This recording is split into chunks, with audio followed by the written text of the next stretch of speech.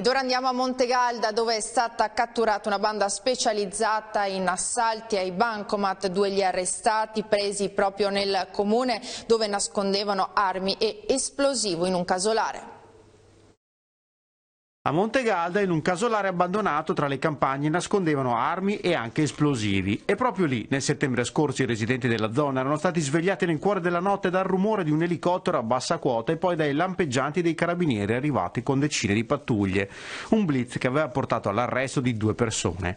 A mesi da quell'intervento, i carabinieri del reparto operativo Nucleo Investigativo di Verona hanno chiuso il cerchio su un sodalizio criminale di etnia Sinti dedito agli assalti con l'esplosivo ai bancomat di vari istituti di credito e uffici postali non solo del Veneto ma anche della Lombardia e dell'Emilia Romagna.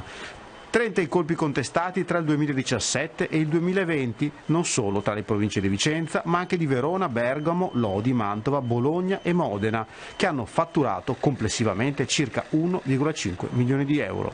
Tutti di loro sono imparentati, quindi avevano un vincolo di parentela e venivano pianificate queste cose prima ancora di intervenire sul posto, e sostanzialmente non comunicavano con loro con telefoni o con altro, ma comunicavano soltanto per le vie brevi.